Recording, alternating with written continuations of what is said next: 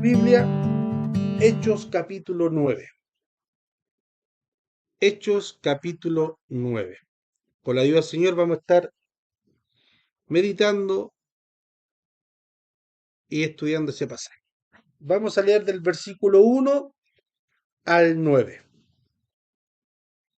¿Ya? Vamos a tratar, Dios mediante, de dividir este pasaje, que es un tema único, pero que lo podemos dividir en dos o tres partes, si Dios así lo permite. Hay harto material acá, hermano. 9. Capítulo 9. Así que el tema principal es la conversión de Saulo, ¿ya? Este querido hermano. Pero vamos a leer hasta el versículo 9, perdón. Hechos capítulo 9, versículo 1 al 9. Habiéndolo encontrado, daremos lectura en el nombre del Señor. Saulo, respirando aún amenaza y muerte contra los discípulos del Señor, vino al sumo sacerdote y le pidió carta para la sinagoga de Damasco, a fin de que si hallase algún hombre o mujer de este camino, lo trajese preso a Jerusalén. Mas yendo por el camino aconteció que al llegar cerca de Damasco, repentinamente le rodeó un resplandor de luz del cielo, y cayendo a tierra, oyó una voz que le decía, Saulo, Saulo, ¿por qué me persigues? Él le dijo, ¿quién eres, Señor? Y le dijo, yo soy Jesús, a quien tú persigues. Dura cosa te das cose contra el aguijón. Él temblando y temeroso dijo, Señor, ¿qué quieres que yo haga? Y el Señor le dijo, levántate y entra a la ciudad y se te dirá lo que debes hacer. Y los hombres que iban con Saulo se pararon atónitos, oyendo a la verdad la voz, mas sin ver a nadie. Entonces Saulo se levantó de tierra y abriendo los ojos no veía a nadie. Así que, llevándolo por la mano, le metieron en Damasco, donde estuvo 3 días sin ver y no comió ni bebió. Amén. Ya se oró por la palabra, así que tome asiento, mis hermanos. Ya hemos ido avanzando en este relato bíblico, en este pasaje que el hermano Lucas nos dejó este escrito. Pero que antes de avanzar o ir más adelante, quiero que hagamos una recapitulación, ¿ya? De, de lo que hemos visto hasta el día de hoy, ¿ya? Quiero que hagamos un alto de vez en cuando, vamos a hacer un alto de vez en cuando en esta historia bíblica de Pablo, para ver el panorama donde lo estamos situando, para ver el territorio, ¿ya? De ver la historia de los primeros tiempos de la iglesia aquí en esta tierra, ¿ya? Como si fuese un telescopio. Vamos a ver, por ejemplo, en el capítulo 6 y 7 que nosotros pudimos ver, vimos que señala la transición y que pone fin al testimonio exclusivo de la iglesia, o sea, del pueblo, en la comunidad, iglesia comunidad en Jerusalén.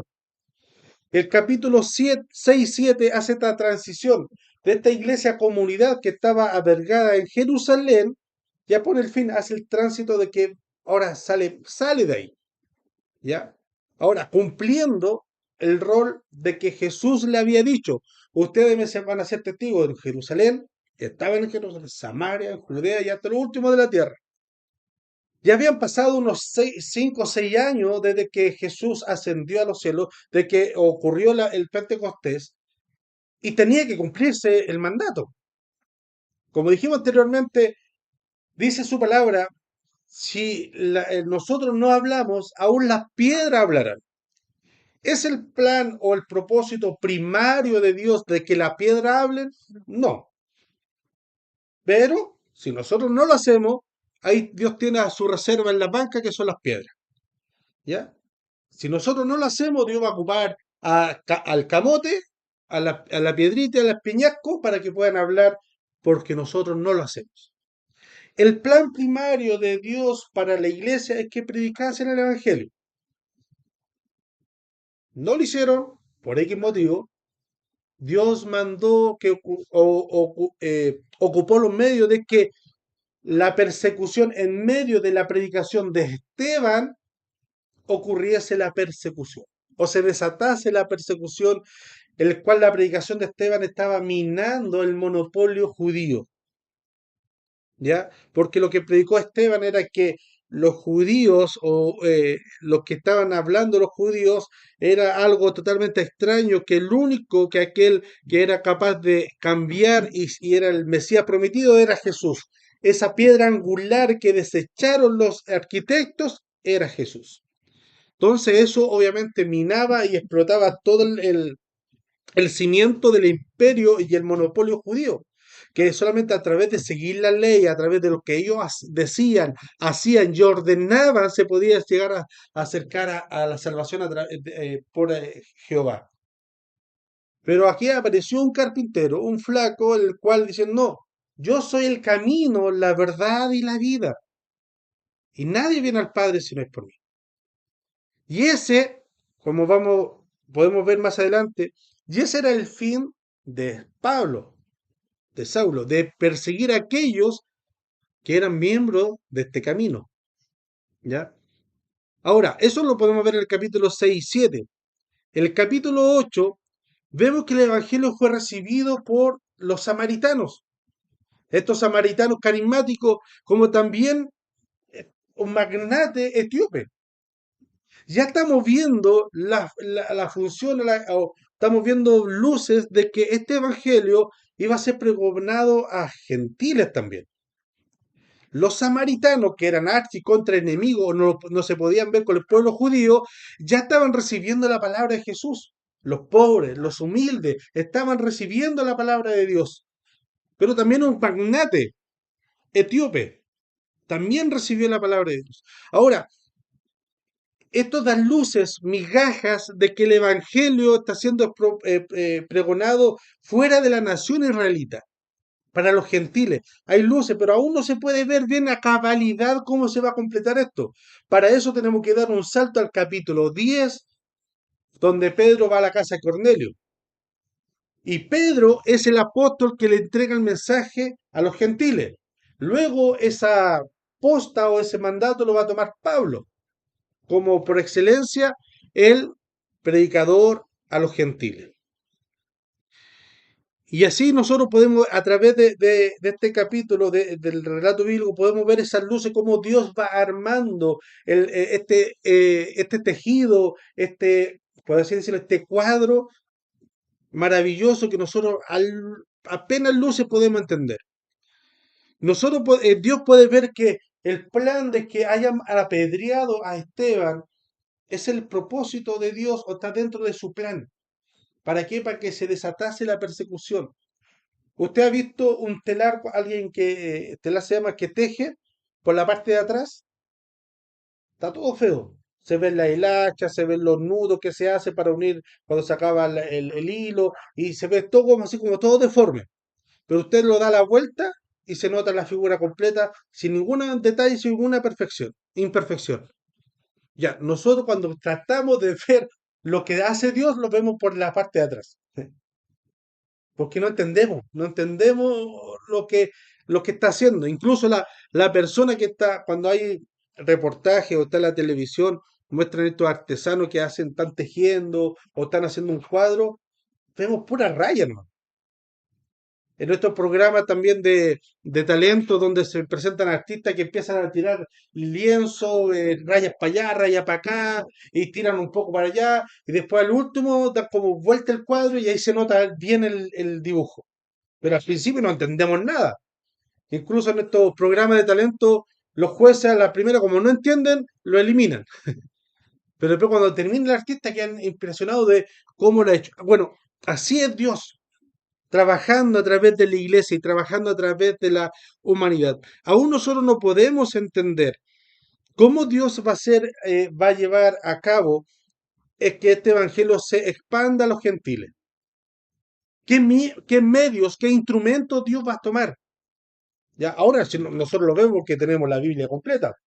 Pero en aquellos tiempos, imagínense a ustedes a los 120 más los 3.000 que se convirtieron, más los 5.000, a los 40.000 personas viendo y escuchando la noticia de que Esteban fue apedreado y muerto. ¿Cuál sería nuestra primera impresión humanamente? Dios nos ha dejado. Estamos solos. ¡Ay de mí, Señor! Es el fin, el tiempo, la persecución, los tiempos finales. Pero nadie diría, es el plan de Dios. O algunos solamente dirían, Dios tiene el control. Pero decir que alguien se pare y diga, ese es el plan y es el instrumento de cómo Dios se plació para que desatase la persecución, para que el Evangelio fuera pregonado en otros lugares. Creo que ninguno hubiese mirado de esa perspectiva. Pero Dios en su telar, en su trabajo, tomó la muerte de Esteban para que la iglesia fuera disipada, salvo los discípulos que se quedaron en Jerusalén. Por eso Felipe fue a un lugar lejano y fue tomado de ahí en Samaria. ¿Para qué? Para que le predique a un etíope. Y así se empezó a esparcir. Y dentro de esta escena nos encontramos con un joven Saulo de Tarso, que nos dice el relato bíblico que cuando estaba en la sinagoga le llevaron las prendas de Esteban y lo pusieron a los pies. O sea, ¿qué quiere decir? Que el que tenía el mayor alto rango en ese lugar para decir no lo apedreen o sigan apedreenlo, era él, este joven Saulo de Tarso. Vemos como en el relato bíblico, estamos haciendo como un panorama, mirando hacia atrás, vemos como también por esta persecución llegó el Evangelio a Samaria, cumpliéndose lo que había dicho Jesús, y llegó a otra región a través del Etíope. Y aquí Lucas nos relata este hecho bien importante, nos presenta la conversión de Saúl. Y es ahí donde vamos a meditar, vamos a ver mucho detalle, mis hermanos. Versículo 1 dice, Saulo, respirando aún amenaza de muerte contra los discípulos del Señor, vino al sumo sacerdote y le pidió carta para los que estaban en la sinagoga de Damasco, a fin de que si hallase algunos hombres o mujeres de este camino, lo trajese preso a Jerusalén. ¿Usted ha visto las películas, estas películas medievales donde salen los dragones? ¿Usted ha visto cuando sale, figura como cuando el dragón respira humo así y algunos botan como fuego, cuando están enojados, están listos a atacar y botan un humo? Ya, eso es la expresión cuando dice Saulo respirando amenaza de muerte. Él estaba enfurecido, buscando cristianos o buscando a hombres o mujeres de este camino. Ahora, ¿Pablo era un psicópata? ¿Pablo era alguien que le gustaba, masoquista, maltratar a la gente? No, mi hermano. Pablo era un hombre justo ante la ley. Más adelante, en otro libro, dice, se habla y se presenta así, yo soy Pablo, circuncidado del octavo día, hebreo de hebreo, judío, fariseo ante la ley, pero no solamente dice que conoce la ley, sino que era un celo, que tenía un celoso de la ley. O sea, muchos de nosotros o muchos cristianos pueden decir, mira cómo está mal el mundo, cómo se pierde, y nadie sale a predicar a las almas. Y se quedan ahí. No, Saúl le decía, hay por ejemplo, del lado fariseo, hay un grupo, por ejemplo, los fariseos decían, ay, ese Jesús que está ahí hablando y sus seguidores, qué terrible, y se iban para la casa. No, Pablo decía, qué terrible esos seguidores, y iba y hacía algo por esa situación. En su ignorancia, o en su obediencia, o en su devoción a Dios, estaba mal. Pero su corazón, él humanamente estaba haciendo lo correcto ante Dios. Él. No que Dios lo estaba viendo que estaba haciendo lo correcto, pero él, según la ley que se le había inculcado, que se le había enseñado, que se le había practicado todos los días, es que él estaba lo correcto. Es lo mismo decir que nuestro movimiento pentecostal, es decir, cuando nos creamos en una cultura, nos criamos en una cultura, hay que decir, hermano, usted tiene que venir los lunes, los martes, los miércoles, tiene que ofrendar, tiene que estar aquí, tiene que venir con falda, la hermana así, no pueden teñirse el pelo, tiene que venir con la falda larga, y así nos hemos criado. Y el evangelio, movimiento pentecostal durante 100 años aquí en Chile creció de esa forma. Creció de esa forma donde la mayoría de la congregación lo conformaban gentes pobres e ignorantes, donde trabajaban en campos donde su patrón era un dueño de fondo. Entonces, esa imagen feudal de dueño de fondo se trasladó a la iglesia, donde el pastor era el amo de la grey. Si en mi trabajo, está la cultura del trabajo, donde el patrón decía algo, había que hacerse. Donde en la casa el hombre era el que decía las cosas y todo, nadie podía comer, sentarse a la mesa si el dueño de casa no se sentaba a la mesa. Y se sentaban los adultos y los niños en la mesa del pellejo, que se le llamaba, así se le llamaba antes. Entonces los niños chicos no podían hablar, sino que se tenían que sentar allá, si es que había mesa. O comían en el suelo, en la escalera, en la tierra. Pero un niño sentarse en medio de los adultos era algo impensable. Y esa era la costumbre, el pensamiento en la iglesia, eso se trasladó. Entonces, por eso, cuando alguien decía o hablaba del pastor, era ley. Entonces, por eso se alabó muchas veces la tradición más la palabra de Dios. Entonces, eso era lo que le habían enseñado a Pablo. Entonces, muchas veces, haciendo un paralelo, muchas veces nosotros hablamos o encontramos a personas que llevan años en el Evangelio, de ancianos de edad, que llevan años en el Evangelio y todavía, por ejemplo, de la falda, en la falda de la persona, o sea, de la mujer, que no pueden venir con pantalón a la iglesia. Entonces, y decir, pero hermano, no es nada malo. No, que a mí así me han enseñado.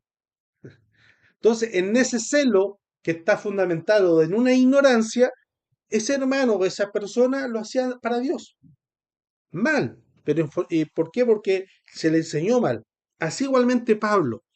El celo que él tenía para agradar a Jehová, para agradar a este Dios del Antiguo Testamento, donde se le había enseñado el Torá, se le había enseñado, se le había explicado todo lo que Dios hizo a través de la ley de Moisés, lo que pasó el pueblo de Israel. Él quería agradar a este Dios, a Jehová, pero en su celo mal informado o mal fundado. Entonces no era un psicópata. Entonces, este respirar a una amenaza y muerte contra los discípulos del Señor, en su mente estaba bien. Ahora, aquí un dato. Él dice que hallase algunos hombres o mujeres de este camino. Así se le designaba o se le llamaban a los primeros cristianos, antes de llamarse cristianos. Se les llamaban los del camino. Haciendo alusión, muchos especulan o la forma más acertada cuando Jesús dijo, yo soy el camino, la verdad y la vida. Entonces, a los primeros cristianos, antes de llamarlos cristianos, se les llamaban los del camino. Entonces, esa era la mentalidad de Pablo. Ahora, la autoridad que tenía Pablo o descansaba en Pablo era una autoridad plena, no simplemente porque era, o sea, era amigo de alguien o lo puso en ese cargo. Nosotros debemos entender, mis hermanos, o comprender que cuando alguien asumía cierto grado de autoridad dentro del círculo religioso de aquella época, era porque venía de una descendencia antigua de tradición.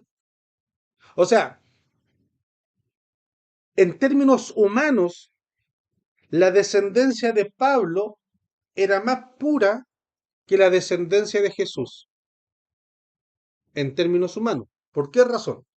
Porque si nosotros leemos la genealogía, perdón, de Jesús que nos presenta el Evangelio, hay tres mujeres que son de otra nación, que no son 100% hebreas. Y Pablo dice, yo soy hebreo de hebreo, o sea, en mi familia no hay ninguno que no sea hebreo. En la genealogía de Jesús encontramos gente de otra nación que se mete o están dentro del árbol genealógico de Jesús, hablando en la parte humana. ¿Ya? Y eso es la expresión que quiere decir Pablo, hebreo de hebreo, o sea, mi raza, mi genética es pura. Entonces viene de una tradición en la cual tiene peso y tiene historia, tiene autoridad para hablar de mi nación. Por ejemplo, aquí se habla mucho en Chile del pueblo mapuche, el pueblo originario, pero los mapuches no son originarios de Chile. Llegaron de los Países Bajos, por ahí, hablando con un profesor historiador, llegaron de ese lado. No son oriundos que nacieron de este lugar, formalmente. Pero Pablo sí tenía esa seguridad de que yo vengo de familia hebrea de la cual Dios escogió y sacó del lomo de Abraham. Él tenía esa seguridad. Y no hay mezcla, no hay nada que lo separe. Entonces, la autoridad que él podía pedir, y por eso tenía la convicción o la garantía de pedir cartas para tal propósito. Porque alguien puede decir, bueno, pero ¿cómo alguien le puede facilitar carta a alguien para que vaya a matar? Se están violando sus propios mandamientos, los mandamientos mosaicos de no asesinarás. Pero más que nada, ese pedir carta al sumo sacerdote era mero protocolo, con la autoridad que descansaba en los lomos de este Saulo.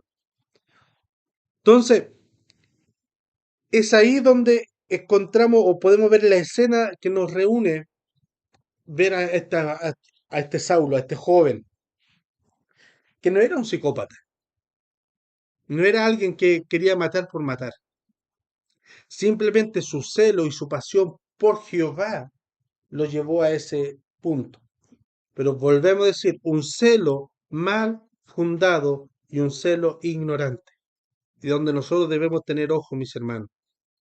Y aquí ocurre un hecho, mis hermanos, en el cual es trascendental. Cada cierto punto de la historia de la humanidad, Dios levanta ciertas lumbreras para bendecir a su pueblo. Primeramente, levantó a Abraham, para que de su lomo sea bendita todas las naciones, la familia de la tierra. Luego pasó un tiempo y levantó a Moisés para libertar a su pueblo. Luego pasó otro tiempo y levantó a David para restaurar su adoración. Y en los tiempos también levantó cuando la adoración estaba perdida, ya la nación hacía lo que quería cuando termina el libro de jueces, cada uno hacía bien lo que le parecía. El sacerdocio, los levitas no cumplían su función de en guiar al pueblo a que adoraran correctamente a Dios, sino que había un sacerdote que no ponía disciplina a sus hijos, que dejaban que hicieran lo que querían, pero Dios levantó a un Samuel para restaurar su adoración en medio del pueblo, del cual no era linaje sacerdotal, pero Dios así se plació de tomar este Samuel para que siguiera su adoración y ese fue el último sacerdote en la nación de Israel, el cual tuvo la bendición de ungir al primer rey y después al sucesor del rey, primero a Saúl y luego a David. Y así Dios va levantando cierta lumbrera.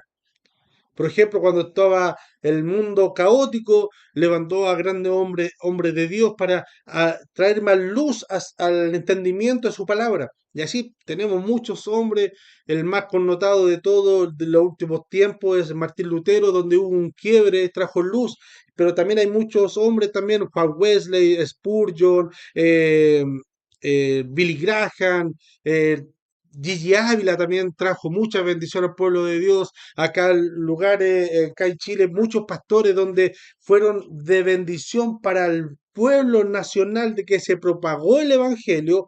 Y así Dios va levantando ciertas lumbreras que marcan ciertos tiempos. Y aquí, mis hermanos, ocurre un quiebre, ocurre un punto donde se ve que Dios toma a quien sea para cumplir su propósito. Dios toma a este hombre. celoso de la ley, apasionado por Jehová, dispuesto a hacer lo que él quiere, lo que esté a su medio, a su alcance, para llevar y traer honor a Jehová y que el nombre de Jehová no sea mancillado. Ahora, entre nos, mis hermanos, si a usted le dijese, vamos a una votación, llegan aquí tres personas. Llega una señora dueña de casa con tres hijos, buena familia, llegan acá y se presentan. Luego llega otro caballero, trabajador, no tiene familia, trabajador. Y luego llega un joven, maleante, confrontuario, adicto a la droga, que le ha robado a su familia para consumir. Y llegan acá y dicen, saben, nosotros queremos presentar ser miembro de su iglesia, para predicar, queremos predicar el Evangelio. Y bueno, nosotros digo, hermano, tenemos cupo, supongamos que tenemos cupo para, solamente para uno. Hermano, sabe que se nos presentó estas tres personas, pero solamente podemos elegir a uno solo. Así que vamos a llevar a votación. Sinceramente, ¿por cuál votarían? ¿Por la señora y el caballero? ¿Por el cabro delincuente? No, ¿cierto? Porque humanamente nos llevamos por la apariencia. Humanamente nos llevamos por la apariencia. Ahora, si dijese acá, supongamos el Señor viene, baja en su presencia y nos dice, mire iglesia, yo he elegido a esta persona para que predique su evangelio. Saulo. Ya consistió en la muerte de una persona, eh, tiene intención de matar, arrestar a quien se le cruce por delante para cumplir su propósito. Y lo quiero llamar, lo quiero contratar para que integre su iglesia para predicar el evangelio. La respuesta de nosotros sería la misma respuesta que tuvo Ananías, que vamos a ver más adelante. ¡Al Saulo, señor! Pero si ese hombre mató a Esteban, lo apedreó y está respirando, amenaza de muerte sobre nosotros. ¿A Saulo?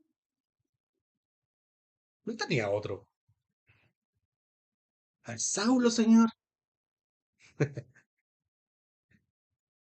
Hermano, si Dios dice que tiene a las piedras para que hablen, o tiene a las estrellas para que anuncien y proclamen el firmamento, Dios se toma y se vale de que Él quiere, como Él quiere, cuando Él quiere, para llevar su propósito.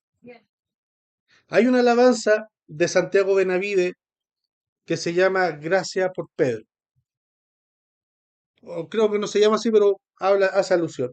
Y el coro dice gracias por Pedro, gracias por Tomás. Pedro, alguien impetuoso. Tomás, duda. Y dice, gracias también por la burra de Balaam. Porque si Dios pudo elegir a esto, y aquí incluimos a Pablo, si Dios pudo incluir a esto para llevar su propósito, o sea, nosotros descansamos, hermano.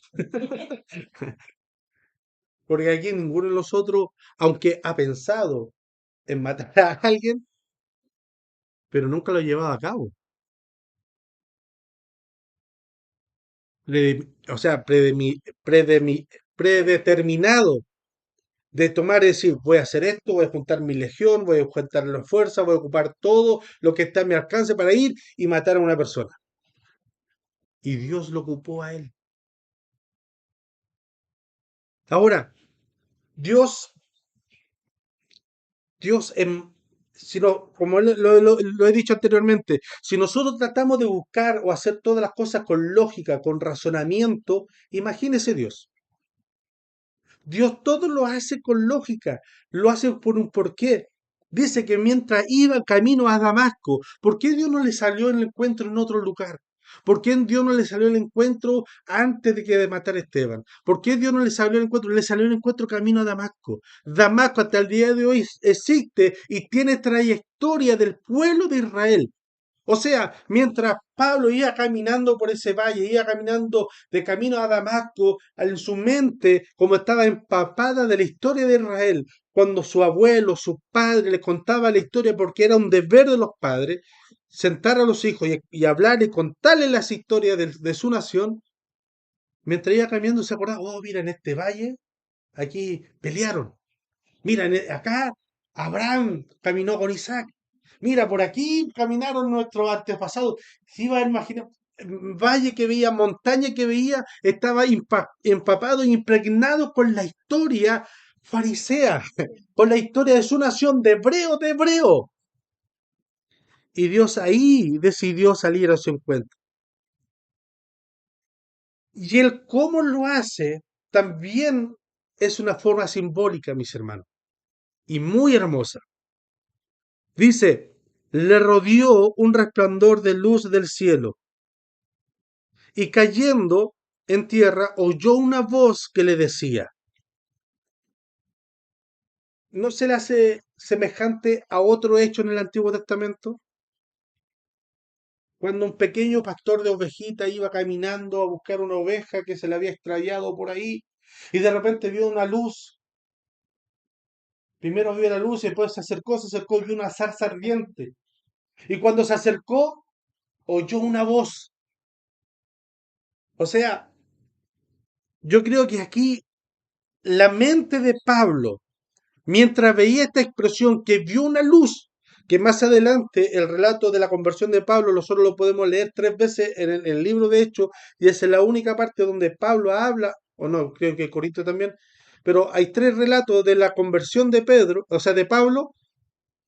Dos son por la boca de él, del apóstol, y una que nos relata aquí Lucas, de esta conversión. Y en otro relato, Pablo dice que era una luz tan fuerte, más fuerte que la luz del mediodía. Y en medio de esa luz salió una voz. O sea, la carga simbólica para Pablo, que estaba tan acostumbrado, familiarizado con los relatos del Antiguo Testamento, que nosotros lo conocemos como Antiguo Testamento, para él el Torah, esta semejanza de ver una luz y que en medio de la luz salió una voz, era Jehová, era Jehová. Y le dice, Saulo, Saulo, ¿por qué me persigues? Esa expresión de decir Saulo, Saulo es muy significativa, mis hermanos, porque quiere decir que a la voz de aquel que le estaba escuchando, decir, él me conoce. No es como que cuando uno va caminando y le dice, hey, flaco, tú, el de polera roja, hey, no, el otro lado.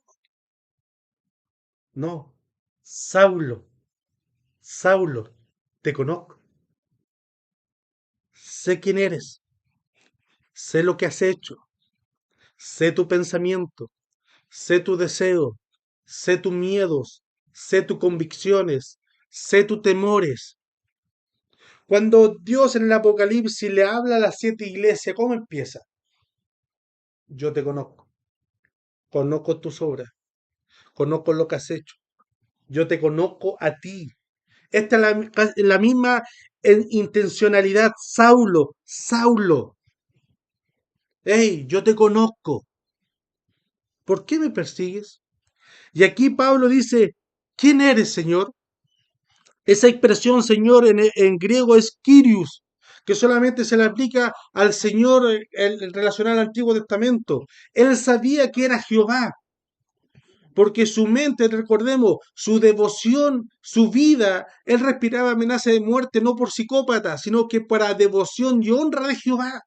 Su vida, todo lo que hacía estaba en torno a agradar a Dios. Señor, ¿quién eres tú? Y aquí hay un punto de inflexión, mis hermanos, porque todo lo que hemos visto, como lo hemos visto a través de la método, hemos tratado de irnos al consciente de Pablo, era todo relacionado al Antiguo Testamento, a Jehová, Jireh, Adonai, Nise, a ese Jehová que me han hablado todo. Entonces, cuando le habló la voz de la zarza ardiente a Moisés, le dijo, yo soy el que soy. A lo mejor Pablo esperaba, yo soy el que soy, yo soy Jehová, el Dios de Abraham, de Isaac y de Jacob, de Jacob. Pero la respuesta que recibe es totalmente, ataca a los fundamentos de su propia creencia. Porque Jehová del Antiguo Testamento y Jesús para Pablo eran cosas totalmente distintas. Él estaba persiguiendo a Jesús, a los seguidores de Jesús. Si él hubiese tenido la oportunidad de perseguir a Jesús, también lo hubiese perseguido. Para él, Jehová y Jesús no era lo mismo, era algo totalmente distinto. Para Pablo, Jesús era el Mesías falso. Era un charlatán, era un loco, un lunático, alguien que le estaba haciendo daño a la reputación de Israel. Pero cuando ve esta luz, escucha esta voz y esta voz le responde y le dice, yo soy Jesús. Ahí quebró toda su existencia, todas sus bases de creencia por lo que él había luchado, había construido, había cimentado, se fue por el tierra, por el suelo. Ahí en fracción de segundo tuvo que entender que aquella luz, que aquella voz voz que le habló a Moisés en el desierto, es la misma persona que Jesús, a quien le estaba persiguiendo. Y cayó a tierra. ¿Qué pasaría con nosotros, mis hermanos? Si esa misma luz, ese mismo estruendo, mis hermanos, llega a nosotros y tenemos que comprender que todo lo que nosotros habíamos creído o pensamos en nuestra manera de servir a Dios es totalmente equivocada. Ahora, aquí hay otro punto, mis hermanos. Muchos dicen que esta conversión de Pablo fue repentina, pero aquí hay un hecho muy importante que nos habla de que no fue repentina. Fue algo que Dios vino trabajando desde muchos años atrás, o sea, tiempo atrás, no años, perdón, ahí me equivoqué, días atrás, semanas atrás, y este fue el culmine. La expresión que Jesús le dice, yo soy Jesús a quien tú persigues, dura cosa te es dar coce contra el aguijón. El aguijón habla de un palo que tenía una punta, un fierro, un clavo, un cuchillo, que servía para piñiscar, por así decirlo, a un toro, a un buey cuando salía de su camino. Entonces cuando se salía de su camino, le piñiscaban y volvía, nuevamente. Esas eran las cosas. Ahora, perdón, el aguijón. Cuando dice dura cosa es dar cose. Cuando ya el toro estaba muy chúcaro, creo que empezaba a dar cose. Como ya, déjate de andar molestando, yo me quiero ir por acá. Ah, sale, empezaba a pegar patas. Aquí no se me ve, pero pegar patas, patas para atrás, ¿cierto? Y ahí seguía el campesino ahí tirando, y el toro peleando, tirando coces, y el campesino dando con la aguja, ahí, vuelve a tu camino, y el toro, no, sale, sale. Lo que Jesús le está diciendo de una cosa, yo desde antes te está diciendo, Pablo, ese no es el camino, Pablo, no persigas. Y tú dale dando cose, dura cosa, te das cose contra el hijo Pablo. De hace rato te estoy hablando. Pablo, de hace rato te estoy advirtiendo. Lo más probable que algo tuvo que, y no creo que a lo mejor, sino que si Pablo vio la escena de cuando estaba matando a Esteban, y la misma voz de Pablo dice que su rostro era como de un ángel, algo tuvo que haber pasado ahí, en la muerte de ese joven, que gatilló y minó la conciencia y la mente de Pablo. Y desde ese entonces Dios y el Espíritu Santo estuvo trabajando en la mente y en el corazón de Pablo. Y este relato, Camino a Damasco, donde estaba cargado de simbolismo, donde ese camino tenía mucha historia para la nación hebrea, mucha tradición, mucho concepto, muchas imágenes, es ahí donde Jehová quiso derribar la fortaleza de Pablo. Y así muchas veces, mis hermanos. Hice anteriormente esta pregunta. ¿Qué pasaría si bajase la voz de Dios y nos hablase a nosotros y destruyera todo nuestro pensamiento? de que lo que nosotros creemos que estamos sirviendo a Dios o entregando nuestra fortaleza es una batalla equivocada. Por ahí no es, pero nosotros creemos que estamos haciendo lo correcto. Si Dios bajase y derrumbase eso, Él tiene todo el poder. Pero desde antes empieza a advertirnos a nosotros. Desde antes Dios no mandó el diluvio de buena primera. Pasaron tiempo. Le dijo a Noé que construyera el arca. Pasó tiempo y momentos para año y año para que el hombre pudiera arrepentirse. Y no pasó. Dios no echó de buena primera a Adán y Eva del huerto, sino que salió a buscarlo, mis hermanos. ¿Qué necesidad tenía Dios todopoderoso para salir a buscar a su creación y pedirle explicación? Ninguna. Él quería, ¿sabe qué más? Váyase. No lo quiero ver. No, pero Dios, no, me di explicación. Chao, chao, chao, chao. No te quiero ver. Pero le dio la oportunidad de que pudiera arrepentirse. Y así igualmente con la nación de Israel nosotros lo podemos ver a través del desierto. Le dio una y otra y otra y otra oportunidad.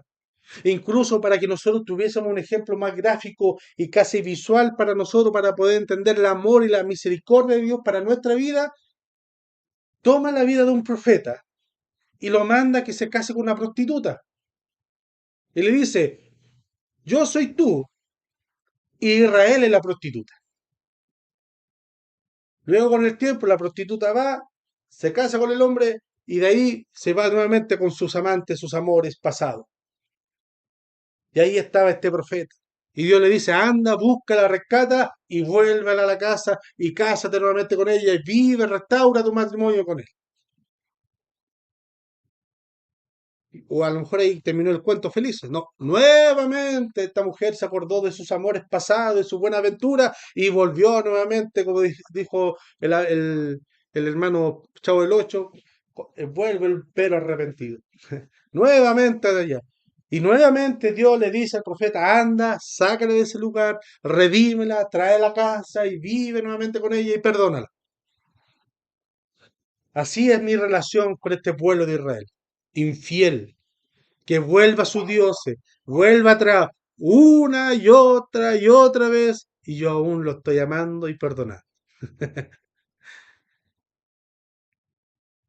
Así, mis hermanos, como Dios muchas veces apuntaló a Pablo con el aguijón y Pablo daba cosas y dice, déjame, yo quiero irme para acá, déjame. Así igualmente con la nación de Israel, como con Pablo, Dios lo hace con nosotros, mis hermanos. De una u otra forma, toma instrumento, toma al pastor de la iglesia, toma otro instrumento para hablarnos una y otra vez. Y ya cuando nos queremos entender, aparece Dios, nos derrumba y nos deja ciegos, como lo hizo con el apóstol Pablo. Ahora, mis hermanos, aquí hay lo que podemos rescatar del apóstol Pablo, mis hermanos, es que era un hombre que se entregaba de lleno cuando creía o vivía sus creencias. Él se entregó de lleno al judaísmo porque creía que eso es lo que agradaba a Dios.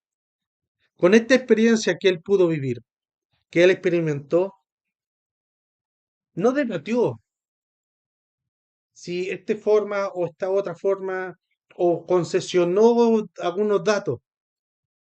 Él simplemente dijo, Señor, ¿qué quieres que yo haga? Ahora, mis hermanos, muchas veces nosotros en nuestro afán, en nuestro amor por servir a Dios, queremos hacer cosas. Y hacemos, y hacemos, y hacemos. Y ahí está donde está el peligro de caer en el activismo religioso. Hacer por hacer. Pablo primero tuvo que entender quién era Dios. ¿Quién era Jesús? Luego, cuando Jesús le dice, yo soy a quien tú persigues, él dijo, ¿qué quieres que yo haga? Nosotros podemos hacer muchas cosas, mis hermanos. Nosotros podemos tener mucha fe y creer en muchas cosas, pero eso no quiere decir que va a estar correcto a lo que Dios demanda. Si nosotros no conocemos a Dios profundamente, si nosotros no nos apasionamos por Dios profundamente, no queremos conocerlo en intimidad, a través de la oración, de la palabra, no podemos hacer nada. Primero tenemos que conocer a Dios, así como ese etíope cuando iba caminando por ahí leyendo su palabra, tenía un deseo, una pasión, un anhelo de poder conocer a Dios.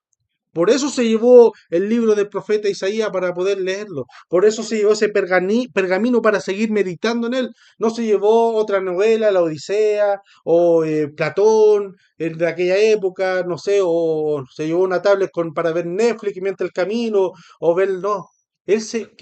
Tenía el anhelo de poder conocer a este Jehová, porque él no era gentil. Es más, él fue a Jerusalén a adorar e incluso lo más probable es que ni siquiera hubiese podido entrar al templo por su condición de gentil y también porque era eunuco. Y la ley dictaba que ninguno, alguien que tenga mutilado su cuerpo, podía entrar al templo. ¿Se acuerdan de ese paralítico que estaba afuera del templo en las puertas de la Hermosa? Cuando llegó Pedro y Juan, le dijo, no tengo plata ni oro. Él estaba sentado afuera porque no podía entrar. No le era permitido. Y este eunuco, sabiendo su condición de eunuco, que estaba mutilado su cuerpo, y de gentil, sabía que no podía entrar, pero aún así él fue porque tenía ese deseo. No le importó el viaje, no le importó nada, no le importó si a lo mejor me dejan o no me dejan entrar. No, él quería ir porque era su deseo. Si nosotros no conocemos al Señor primeramente, todo lo que hagamos va a ser tiro al aire. Va a ser los esfuerzos que hizo Pablo por perseguir a la iglesia, a los hermanos del camino. Él creía que adoraba a Dios, pero no, no, estaba lejos de agradar a Dios. Y cuando recién pudo entender que aquel Dios que le habló a Moisés a través de la luz de la zarza ardiente que salió en medio de la voz, a través de esa voz que también cuando le entregó la tabla de mandamiento en el monte Sinaí y se acercó el pueblo y había trueno, relámpago, había mucha bulla y el pueblo dijo, no, Moisés, habla tú con él porque si nosotros vamos a morir. Tú habla con él. Y entendió que esa misma luz, más fuerte que el mediodía, que salió la bota y era Jehová de los ejércitos, pero también era Jesús a quien él perseguía. Y cuando él pudo entender eso, él dijo, ¿qué quieres que yo haga? Identidad y propósito. Si nosotros no tenemos una identidad en Jesús, no tenemos propósito como cristianos. No quiero ofender a alguien que cree en esta teoría, pero alguien que cree la teoría de la evolución o esta teoría de Darwin, que venimos por casualidad, la ley del más fuerte, si alguien cree en eso no tiene propósito. Porque nosotros seguramente, según ellos, venimos de una alga que estaba en el mar, que después, por X factor que pasó en la molécula, el ADN, mutó a un pez. Y este pez que también vio la luz, se acercó y la luz infirió en algo en él y a través de millones y millones de años el ADN fue cambiando y se fue adaptando al aire, al oxígeno y empezó a caminar, le salieron patitas y empezó a caminar, de ahí creció, de ahí mutó, fue cambiando.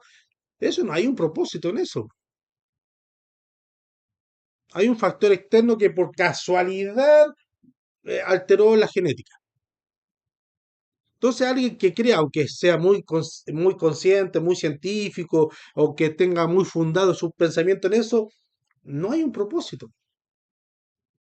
Algo que salió de la casualidad por accidente, no hay un propósito. O alguien me puede decir qué propósito hay en un accidente de tránsito que chocaron dos vehículos. No hay nada, es un accidente. Esa es la definición de la palabra accidente, es un accidente. Ah, choqué, hay un propósito para esto. Hay un propósito para que el mecánico gane más plata, el pintor y la aseguradora gane más plata. Es el único propósito que yo le puedo ver. Pero un propósito de esencia real no hay. Pero en cambio nosotros, mis hermanos, que somos llamados y creados a la imagen de este Dios vivo, tenemos un propósito y tenemos una identidad. Pero si aún no conocemos a esta persona que ha dado, que nos tiene que dar ese propósito en nuestra vida, estamos tirando un palo al aire, mis hermanos.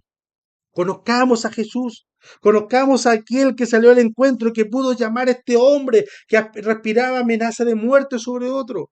Conozcamos a este hombre que fue capaz de tomar a una mula, a un burro, para hablarle a una persona. Conozcamos a este hombre, a este ser que un día quiso humillarse a su propia creación y no tomó en cuenta su gloria allá en el cielo, mis hermanos. Hermano, ¿quién es su sano juicio?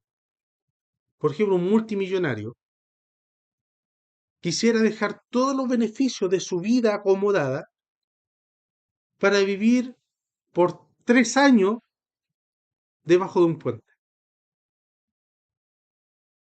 con otro vagabundo por ahí y llegar a exclamar: las zorras tienen su guarida y el hijo del hombre no tiene a dónde reposar su cabeza. ¿Quién es un sano juicio humanamente hablando haría eso? Dejar a la nana, dejar el jacuzzi, dejar al chef que personal que tiene, dejar la piscina, su auto, su buena ropa, su ducha, su cama calentita, que no hay gotera en el invierno, hermano. Si tiene calor, prende el aire acondicionado. Dejaría toda esa comodidad para vivir 3 años con los pobres. ¿Por qué? Porque me plació. Nadie. ¿Qué necesidad tenía Dios de enviar a Jesús para que viniera a vivir en un pesebre?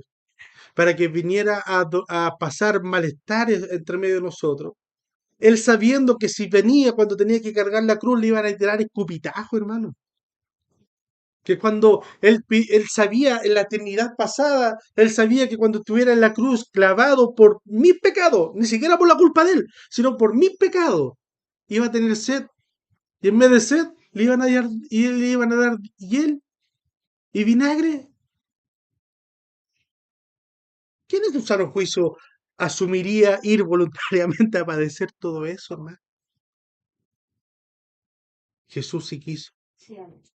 El Cordero se entregó enmudecido para sufrir nuestra dolencia. Y ahora, ¿cuál es nuestra excusa para no conocerle? Si nosotros queremos hacer cosas para Dios, si nosotros queremos crecer en su gracia, conozcámoslo. No podemos entender primero, Señor, ¿quién eres? Quiero conocerte. Y ahora que te conozco, Señor, envíame. Pablo aquí lo entendió más adelante también, cuando vamos a verlo, cuando fue sanado por Ananías, no llegó y salió a predicar. Pasaron como 3, 4 años después. Estuvo estudiando, preparándose, conociendo a este Jesús, conociendo a este hombre. Y luego salió a predicar. Que el Señor nos ayude, hermano. Difícil cosa. Como lo digo yo, hermano, si el que quiera voluntariamente ser cristiano, no se lo recomiendo. No se lo recomiendo. Porque hay harto trabajo, mi hermano. Hay harto trabajo. Por eso se dice que el camino es estrecho. Y este camino que de salvación es estrecho. Y el otro camino es mucho más fácil, es ancho. Pero este camino es estrecho. Pero quiera Dios a través de su Santo Espíritu, que así como salió al encuentro de Pablo, también pueda salir al encuentro de nuestra vida. Aunque yo sea el pastor, hermano, necesito de la llenura del Espíritu Santo, necesito que Jesús me siga transformando mi carácter, mi pensamiento y me sea moldeando a su imagen. Y todos nosotros, mis hermanos, porque necesitamos de Él día a día. Quiera Dios que esa luz que le apareció a Pablo, esa voz que le apareció a Pablo y transformó toda su creencia, también salga a nosotros para corregirnos diciendo: no, así no vas. Con el aguijón, no, ese camino no es por este camino, para que podamos un día presentarnos ante Dios y decirnos: Señor, hice poco, pero hice lo que pude hacer, le hice caso a tu voz y a tu palabra. Amén. Pongámonos de pie, mis hermanos. Lloremos al Señor. Eterno y buen Padre Celestial, te alabamos y te glorificamos, Señor, porque tú eres bueno. Te alabamos, Señor, porque nunca dejas de corregirnos, mi Señor. Así como corregiste, Padre Celestial, al pueblo de Israel, a la nación de Israel antiguamente, así también corregiste a Pablo, Padre Celestial, y lo llevaste a tu camino, mi Señor.